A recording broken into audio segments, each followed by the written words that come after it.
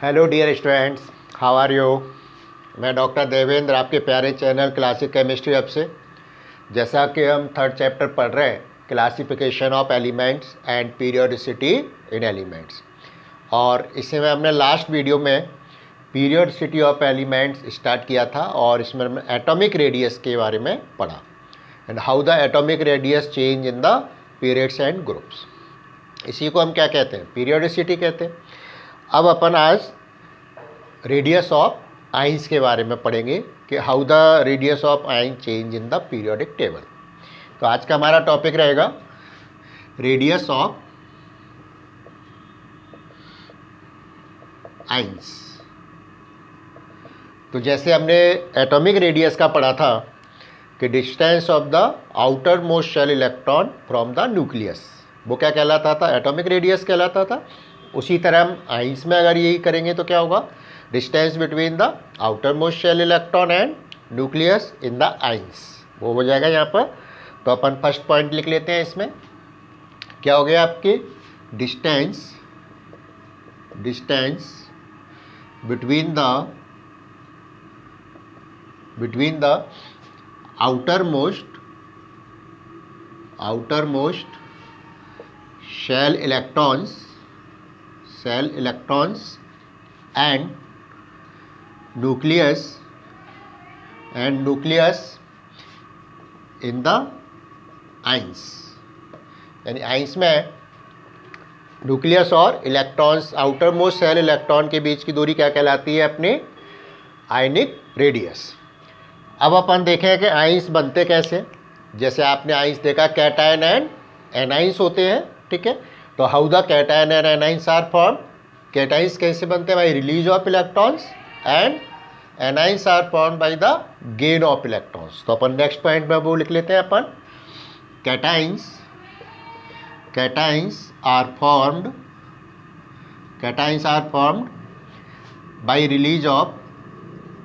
by releasing of one or more electrons from the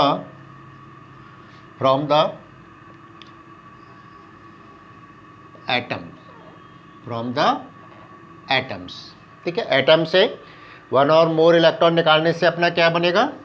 cations बनेगा। Next point पे अपन देखें anions कैसे बनेगा। हम इसमें ही आगे कर सकते हैं। वेयर एज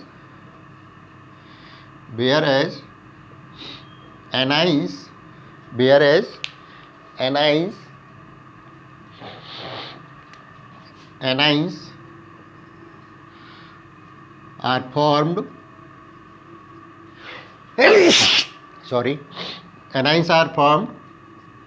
by accepting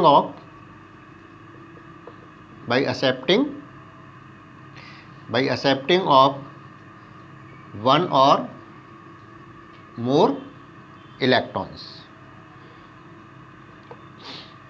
यानी कैटाइंस तो क्या हो गए? पॉजिटिवली चार्ज हो गए क्योंकि इलेक्ट्रॉन्स निकल रहा है, और एनाइंस क्या होंगे? नेगेटिवली चार्ज होंगे। तो अपन यहाँ पे एक पॉइंट और बढ़ा लेते हैं। Cations will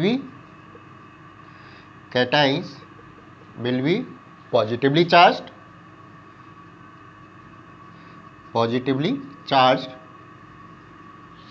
whereas anions will be negatively charged।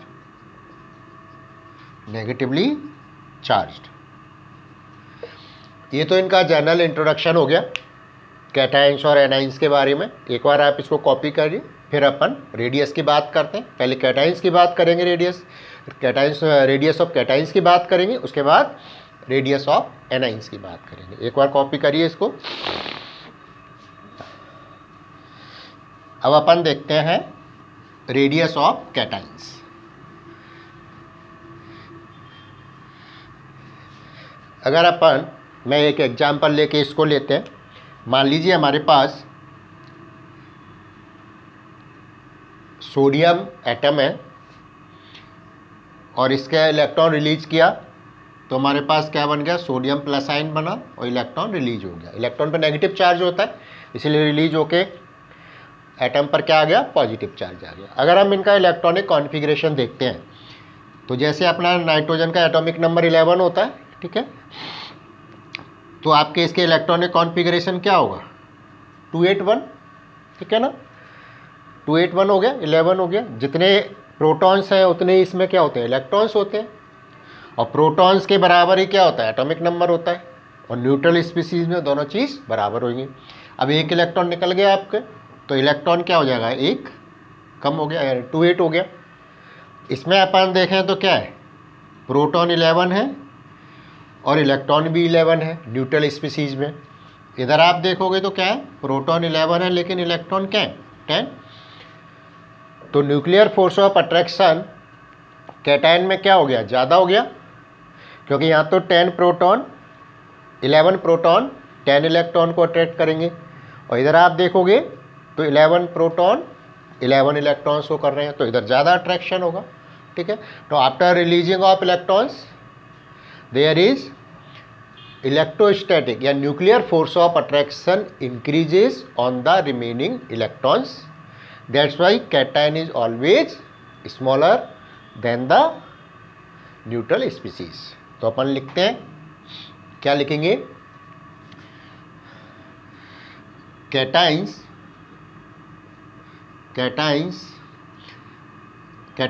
Are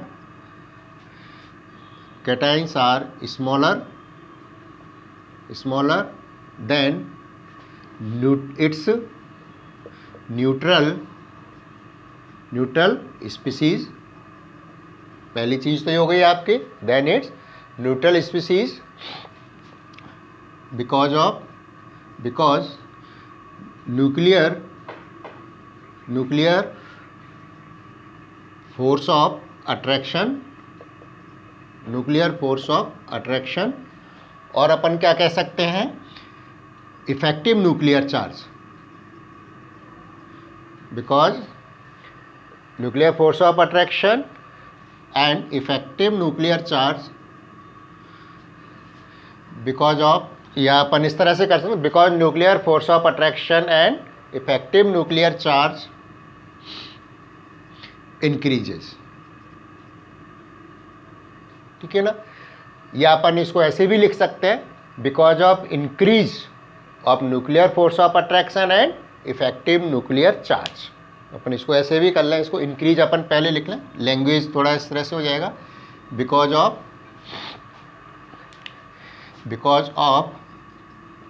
increase of nuclear force of attraction और इफेक्टिव न्यूक्लियर चार्ज, ठीक है, ये हो गया। अगर अपन दूसरा पॉइंट में अपन क्या लिख सकते हैं, अगर अपन कंटिन्यूसली किसी भी एटम और आयन से इलेक्ट्रॉन निकालते हैं तो भी आपके क्या होगा, सक्सेसिव फोर्स ऑफ अट्रैक्शन बढ़ता जाएगा।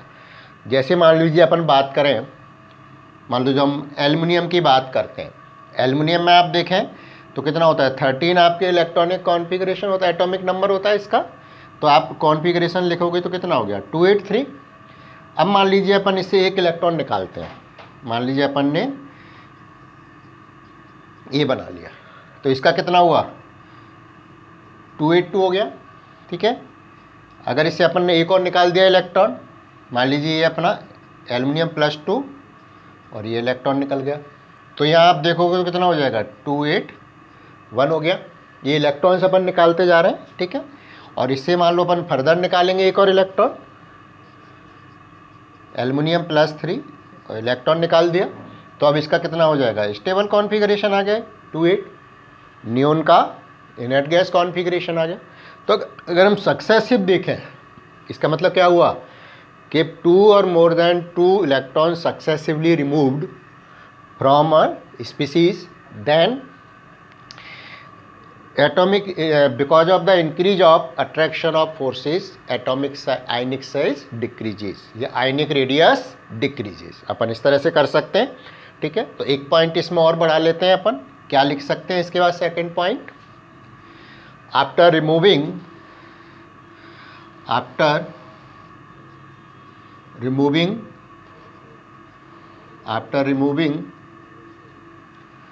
two or more than two electrons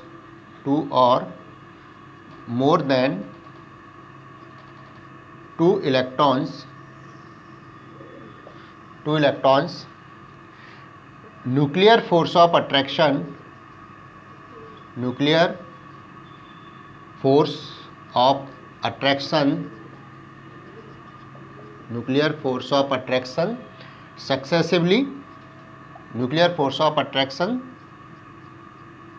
successively increases. Hence ionic radius of cation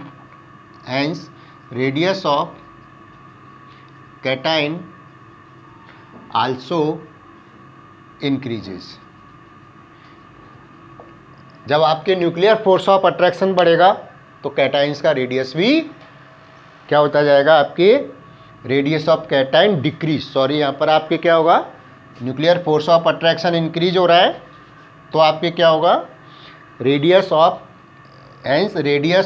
cation, ऐसे लिखेंगे, रेडियस ऑफ कैटाइन डिक्रीजेस, क्योंकि जब न्यूक्लियर फोर्स ऑफ अट्रैक्शन बढ़ेगा, जेड इफेक्टिव बढ़ रहा है, इफेक्टिव न्यूक्लियर चार्ज बढ़ रहा है, इसलिए आपके क्या होगा, रेडियस आपके डिक्रीज होता जाएगा। तो इसी के बेसिस पे अगर हम यहाँ पर देखें, जैसे इनको हम कंपेयर करें, तो जो सोडियम का आपके रेडियस है, ये आपका रेडियस होता है तो अगर 186 पिकोमीटर, और जब अपन सोडियम आयन की बात करते हैं तो इसका रेडियस आपके हो गया 95 पिकोमीटर। तो यहाँ पर अपन क्या हुआ, कैटायन का रेडियस कम हो गया, यानी ये रेडियस अपना इस तरह से हो गया। लास्ट वीडियो में जब मैंने आपको बॉन्ड लेंथ बताई थी इनकी और एटॉमिक रेडियस की अपन ने बात करी थी, तो मैंने वहाँ पर कुछ आपको फैक्टर्स इफेक्टिंग बताए थे, जिसमें नंबर ऑफ बॉन्ड्स भी बताए थे। तो वहाँ अपन ने क्या है कि जैसे इथेन, इथीन, इथाइन इनके बताए थे, तो वहाँ बाई मिस्टेक हमने देखा था कि वहाँ पर मैंने पिकोमीटर किसके लिए लिख दिया था, जैसे 1.54 पिकोमीटर लिख दिया था। तो ये बाई मिस्टेक आपके हुआ, इसमें क्या होगा, आपके 154 पिकोमीटर होगा, और जो अपन देखें ना 1.5 एंगस्ट्रॉम होगा। तो यूनिट में थोड़ा भाई मिस्टेक हुई थी, तो वो अपन वहाँ पर क्या मानेंगे, उसको 1.54 क्या है, पिकोमीटर की जगह क्या होगा, एंगस्ट्रॉम होगा, और 154 क्या है, पिकोमीटर है। तो थोड़ा सा इसको करेक्शन कर देंगे लास्ट वीडियो वाले में। अब देखिए, इसी तरह मान लो हम कंपेयर करें, जैसे हम देखें अगर 2 और मोर देन 2 आइंस है हमारे पास, जैसे मान लीजिए अपने को एक तो है अपने पास सोडियम आइन, एक है मैग्नीशियम आइन, और एक है मान लीजिए हमारे पास एल्युमिनियम आइन। तो अगर हम इनके रेडियस को कंपेयर करें, जैसे एल्युमिनियम का तो मैंने यहाँ पर भी आपको एक्सप्लेन किया है, इसमें अगर आप देखोगे तो एल्युमिनियम में क्या है, प्रोटॉन भी आपके क्या है 13 है, इलेक्ट्रॉन भी 13 है। लेकिन जब यहाँ पर अपन एल्युमिनियम प्लस में आए तो क्या हो गया, प्रोटॉन तो इसमें हमारे कितने रहे, 13 ही रहे, लेकिन इलेक्ट्रॉन कितने हो गए, 12, ठीक है, एक इलेक्ट्रॉन निकल गया ना। इधर आप देखोगे तो क्या है, प्रोटॉन तो वही 13 है और इलेक्ट्रॉन कितने हो गए, 11, और इधर आप देखोगे तो प्रोटॉन कितने हैं, वही 13, लेकिन इलेक्ट्रॉन कितने हो गए, 10। तो इस तरह से आप देखो तो प्रोटॉन तो सेम है, इलेक्ट्रॉन कम होते जा रहे हैं, तो न्यूक्लियर फोर्स ऑफ अट्रैक्शन बढ़ेगा, जिसकी वजह से साइज कम होता जाएगा।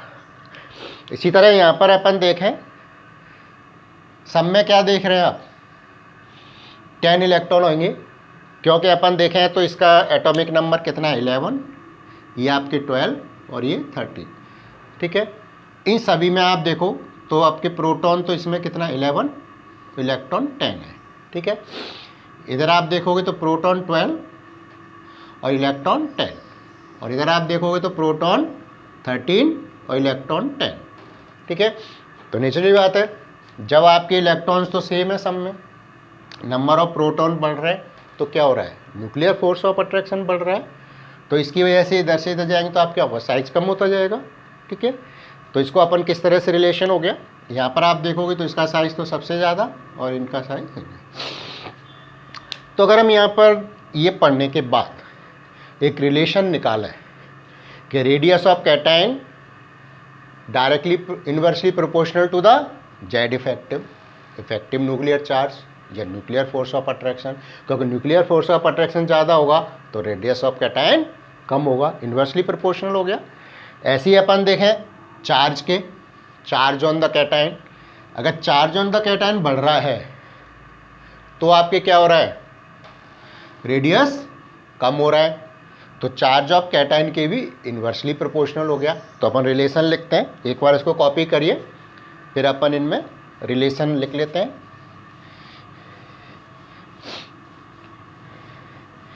क्योंकि ये चीज़ आपके बेटा बहुत आगे काम आएगी, ये बेसिक चीज़ है और ये अपने को समझना ज़रूरी है।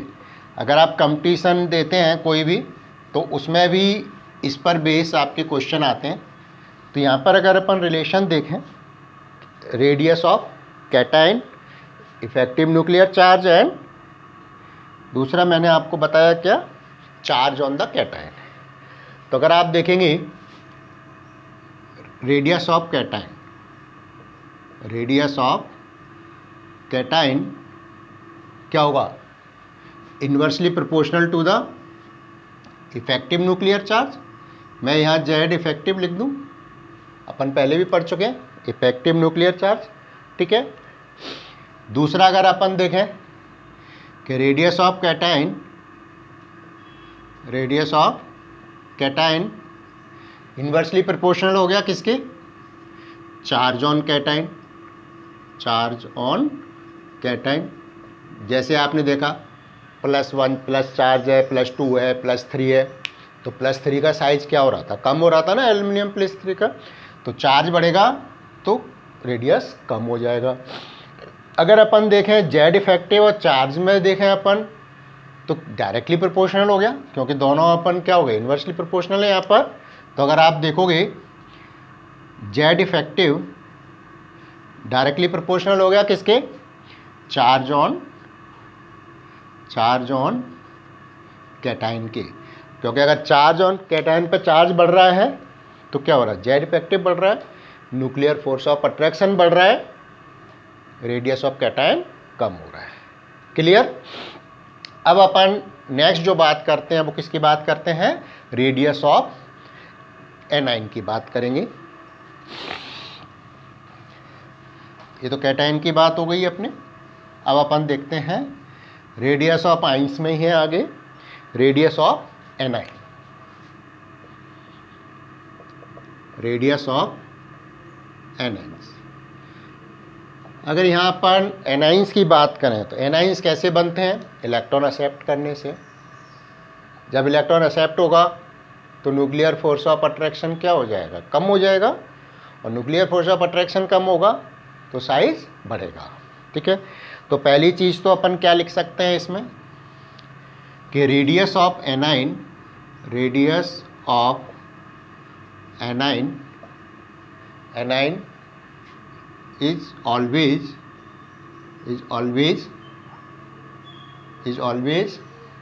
more than its neutral species. जो भी अपन ले रहे हैं उसकी न्यूट्रल स्पीसीज से जो एनाइन है उसका रेडियस हमेशा क्या होता है, ज़्यादा होगा। ठीक है, जैसे क्यों ज़्यादा होगा वो भी लिख लेते हैं, because of decrease in effective nuclear charge, Z effective. ठीक है, इफेक्टिव न्यूक्लियर चार्ज और अपन इसके साथ ही क्या हो गया, nuclear force of attraction, effective nuclear charge और न्यूक्लियर फोर्स ऑफ अट्रैक्शन। ठीक है, जैसे मैं एक एग्जांपल बताता हूं यहां पर आपको। मान लीजिए अपन जैसे फ्लोरीन की बात करते हैं, इसका एटॉमिक नंबर कितना होता है, 9। ठीक है, तो कितना हो गया कॉन्फ़िगरेशन इसका 2 7। ये मान लीजिए इलेक्ट्रॉन गेन करता है 1, तो क्या बन गया, फ्लोराइड माइनस बन गया। इसका कॉन्फ़िगरेशन कितना हो जाएगा 2 8, 10 हो गया। इधर आप देखोगे तो प्रोटॉन कितने हैं 9 और इलेक्ट्रॉन कितने हैं 9, न्यूट्रल में तो बराबर होंगे। इधर आप देखोगे तो प्रोटॉन तो 9 ही रहेंगे, लेकिन इलेक्ट्रॉन एक गेन करने से कितना हो गया 10 हो गया। तो यहाँ पर आपके क्या हुआ, न्यूक्लियर फोर्स ऑफ अट्रैक्शन कम हो जाएगा, क्योंकि यहाँ पर तो 9 प्रोटॉन 10 इलेक्ट्रॉन्स को अट्रैक्ट कर रहे हैं, और इधर आपके 9 प्रोटॉन 9 इलेक्ट्रॉन्स को अट्रैक्ट कर रहे हैं। तो इधर आपका न्यूक्लियर फोर्स ऑफ अट्रैक्शन क्या हुआ, कम हो गया, जेड इफेक्टिव कम हो गया, इसलिए आपका साइज क्या होगा, ज़्यादा होगा। अगर यहाँ पर अपन कंपेयर करें, अगर देखते हैं तो जो फ्लोराइड है इसका आपकी जो रेडियस है वो 72 पिकोमीटर होता है, और जबकि एनायन का अगर अपन देखेंगे यहाँ पर तो 136 पिकोमीटर होता है। तो बढ़ गया ना, इधर देखो तो आप किसका साइज, एनायन का ज़्यादा हो गया। अब यदि अपन सक्सेसिव 1 और मोर इलेक्ट्रॉन्स एक्सेप्ट करता है, गेन करता है, तो क्या हुआ, चार्ज ऑन एनायन बढ़ रहा है। ठीक है, तो जैसे जैसे इलेक्ट्रॉन गेन करता जाएगा इफेक्टिव न्यूक्लियर चार्ज कम होता जाएगा, और उसका साइज क्या होगा, बढ़ता जाएगा। जब इफेक्टिव न्यूक्लियर चार्ज कम होता है तो साइज बढ़ता है। ठीक है, तो अपन एक पॉइंट और लिख लेते हैं। यहाँ पर अपन देखें जैसे विद इंक्रीज ऑफ चार्ज लिख सकते हैं, with increase of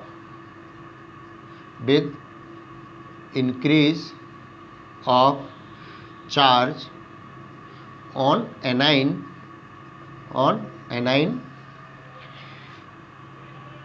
nuclear force of attraction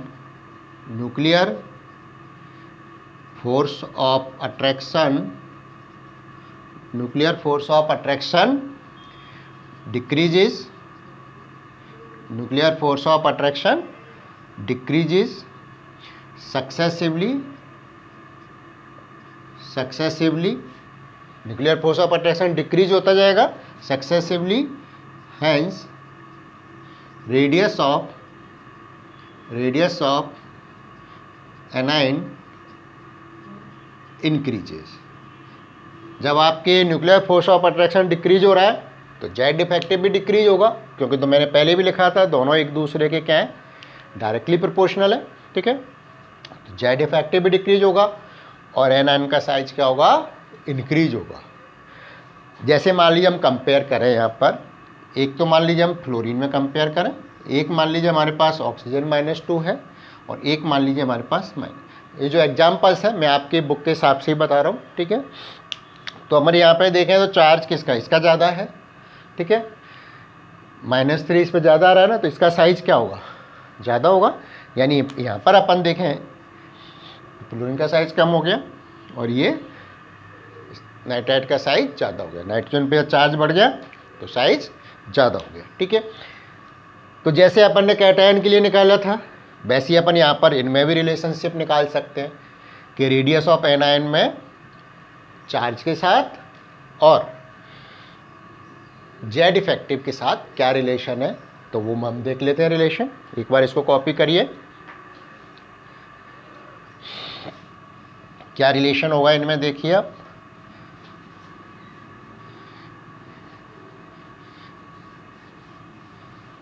वही जैसे अपन ने वहाँ निकाला था उसी तरह से यहाँ पर अपन रिलेशन बता सकते हैं। ठीक है, क्या होगा, रेडियस ऑफ एनाइन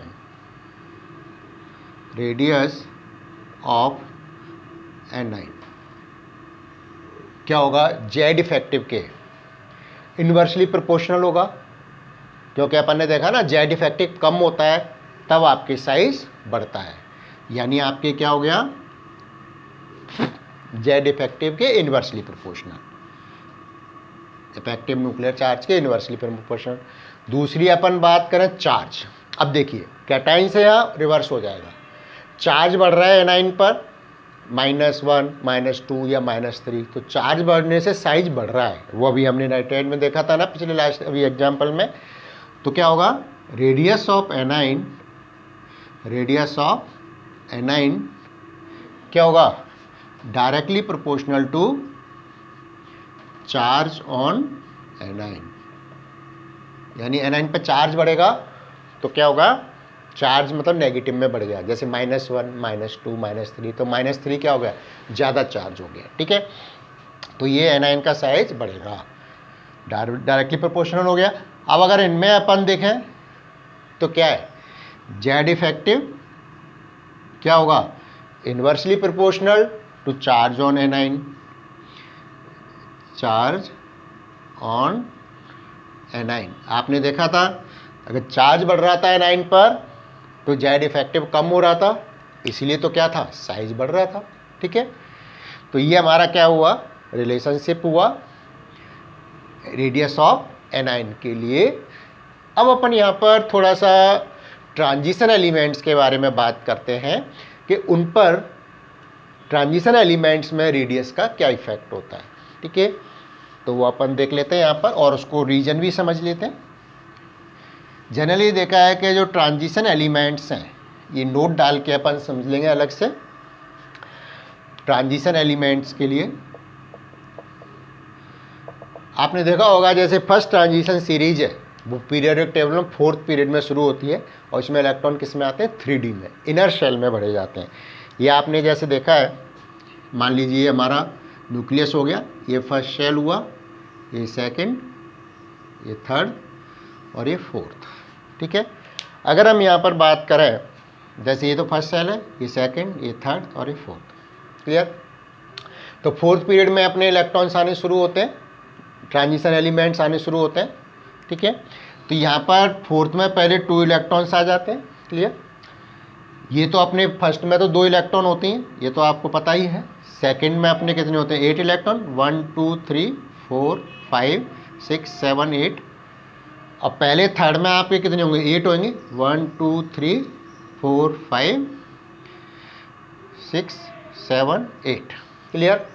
लेकिन थर्ड में कितने आ सकते हैं, 18 आ सकते हैं। तो वो 10 इलेक्ट्रॉन कौन से आएंगे, ट्रांजिशन एलिमेंट के आएंगे। तो जब भी अपन ट्रांजिशन एलिमेंट्स के लिए अपन देखें, फॉर ट्रांजिशन एलिमेंट्स, तो इसमें इलेक्ट्रॉन किस में भरे जाते हैं, n-1 डी में भरे जाते हैं। ये हमने पढ़ा है पहले इलेक्ट्रॉनिक कॉन्फ़िगरेशन में। तो इनके लिए इलेक्ट्रॉन किस में जाएंगे, इसमें जाएंगे, यानी अंदर वाले में। तो यहाँ पर देखा जाए तो 2 फोर्स वर्क करते हैं, एक तो अट्रैक्शन फोर्स होता है, एक रिपल्सन फोर्स होता है। यानी जब इलेक्ट्रॉन जा रहा है तो ये क्या है, एक तो ये न्यूक्लियस अट्रैक्शन फोर्स है, ठीक है, और ये जो बाहर वाले इलेक्ट्रॉन है अंदर भी है, तो यहाँ पर एक क्या होता है, आपके रिपल्सन फोर्स होता है। यानी आप यहाँ देखें तो ये तो एक क्या हो गया, अट्रैक्शन फोर्स हो गया, ठीक है, और एक इनमें इलेक्ट्रॉन्स में क्या होता है, रिपल्सन फोर्स होता है, क्योंकि सेम चार्ज है इसलिए क्या होगा, रिपल्सन फोर्स। और इसी को हम स्क्रीनिंग इफेक्ट और शील्डिंग इफेक्ट नाम से भी हमने पहले पढ़ा है। तो वो चीज़ अपन देखते हैं, यही चीज़ हमने कुछ में समझानी है। क्या मतलब हो गया कि radius of transition elements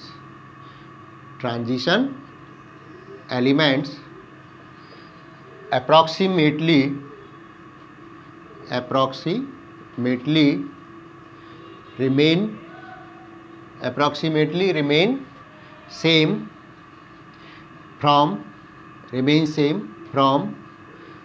left to right, with increase of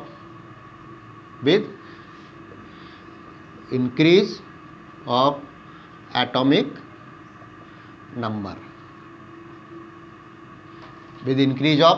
number, लगभग क्या रहता है, सेम रहता है। अब क्यों रहता है वो अपन देखते हैं यहाँ पर, ठीक है। क्योंकि इंक्रीज ऑफ एटॉमिक नंबर क्या हो रहा है, न्यूक्लियर फोर्स ऑफ अट्रैक्शन भी इंक्रीज हो रहा है, लेकिन साथ ही शील्डिंग इफेक्ट भी इंक्रीज होगा, रिपल्सन भी इंक्रीज होगा। तो बोथ फोर्सेस बिकम बैलेंस, दोनों ही फोर्स क्या हो जाते हैं, बैलेंस हो जाते हैं। और इसीलिए अपने जो रेडियस है एलिमेंट्स का वो क्या रहता है, ट्रांजिशन एलिमेंट्स का सेम रहता है। ठीक है, तो अपन लिख लेते हैं यहाँ पर आगे, you have atomic number because with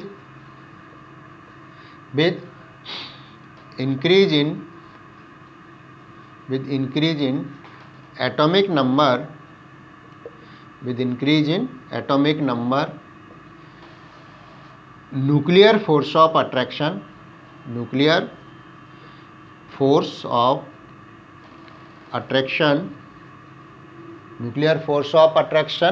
increases,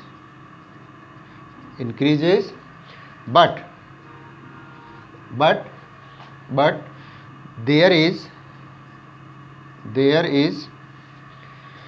there is screening effect, और इसी को हम क्या कहते हैं, shielding effect. Also shielding effect का मतलब क्या हो गया, repulsion force.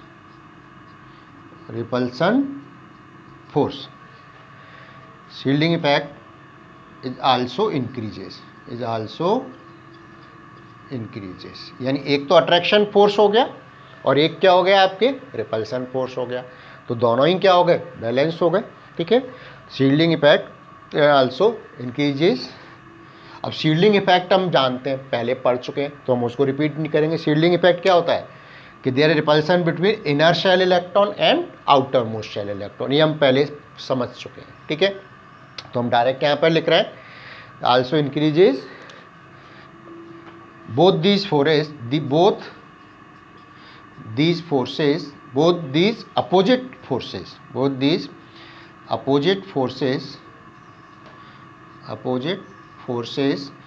balanced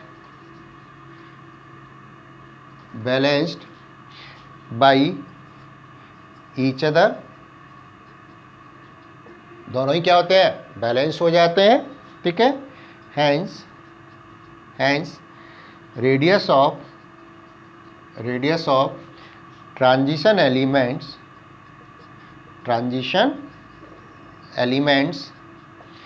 approximately remains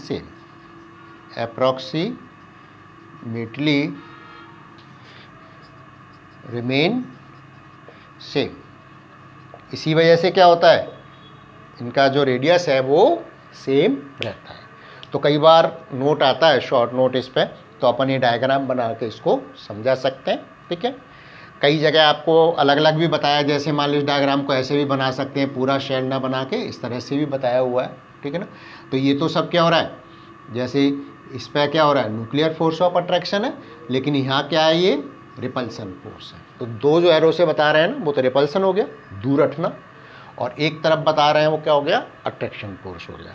तो कैसे भी आप बता सकते हैं इसको, एक बार कॉपी कर लीजिए। फिर हम इसमें एक टॉपिक और अपना रहता है अभी आयन से रिलेटेड, वो हमारा आइसो इलेक्ट्रॉनिक स्पीसीज, वो और देख लेते हैं। आइसो इलेक्ट्रॉनिक स्पीसीज, फिर हमारा ये आयन से रिलेटेड टॉपिक कंप्लीट होगा। और नेक्स्ट वीडियो में तो हम आयोनाइजेशन एंथैल्पी के बारे में बात करेंगे। तो इस वीडियो का हमारा लास्ट इसमें टॉपिक है अपना iso electronic species, iso electronic species.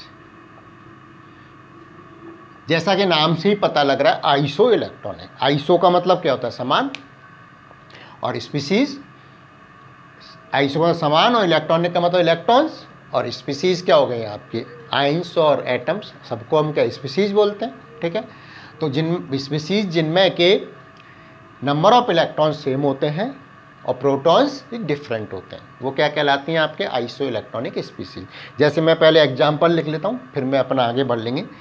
मान लीजिए हमारे पास जैसे कोई 2 इलेक्ट्रॉन स्पीसीज और 10 इलेक्ट्रॉन स्पीसीज की मैं बात करूँ, तो अपन देखें यहाँ पर जैसे हाइड्रोजन है, हाइड्रोजन में तो एक इलेक्ट्रॉन होता है, लेकिन 2 इलेक्ट्रॉन में क्या होगा, इलेक्ट्रॉन इसने गेन कर लिया तो 2 इलेक्ट्रॉन हो गए। हीलियम में 2 इलेक्ट्रॉन होते ही हैं। हीलियम के बाद मान लीजिए हम लिथियम की बात करें प्लस, क्योंकि लिथियम में 3 इलेक्ट्रॉन्स होते हैं, एक निकल गया तो क्या हो गया, 2 हो गए। लिथियम के बाद अपना क्या आता है, जैसे बेरिलियम +2, बोरॉन +3। इन सब में आप देखोगे तो कितने, 2 इलेक्ट्रॉन्स हैं, ठीक है। अब जैसे यहाँ पर अपन बात करें 2 इलेक्ट्रॉन्स कैसे हैं, देखिए इसमें आप देखो तो प्रोटॉन कितना है, 1। हाइड्रोजन का प्रोटॉन 1 होता है, इलेक्ट्रॉन 2 हो गए, क्योंकि न्यूट्रल में तो एक प्रोटॉन और एक इलेक्ट्रॉन होगा। अब माइनस है यहाँ पर तो एक इलेक्ट्रॉन आ गया ना इसमें, इसलिए अब 2 इलेक्ट्रॉन हो गए। हीलियम में तो आपको मालूम ही है, ये तो अपन पता है, हीलियम में 2 प्रोटॉन 2 इलेक्ट्रॉन। लिथियम का एटॉमिक नंबर 3 होता है, तो प्रोटॉन तो कितने हो गए, 3। न्यूट्रल में तो 3 इलेक्ट्रॉन होंगे, लेकिन एक इलेक्ट्रॉन निकल गया, प्लस आ गया, तो इलेक्ट्रॉन आपके 2 हो गए। इसी तरह आप देखेंगे बेरिलियम में आपके क्या है, 2 इलेक्ट्रॉन 4 प्रोटॉन, और बोरॉन में आपके 5 प्रोटॉन और 2 इलेक्ट्रॉन, सब में 2 इलेक्ट्रॉन है, तो आइसो इलेक्ट्रॉनिक हो गए और प्रोटॉन डिफरेंट हो गए। इसी तरह मान लीजिए हम यहाँ पर देखें किसमें, 10 इलेक्ट्रॉन में, तो जैसे आप देखो फ्लोरीन, फ्लोरीन में कितना हो गया, 9 होते हैं वैसे, तो 1 ले लिया अपन ने, मैं ब्लैक से ही लिख देता हूँ उसको, फिर अपन वो मेंशन उससे कर देंगे। जैसे आपके fluorine minus, neon, sodium plus, magnesium +2, aluminium +3, ठीक है।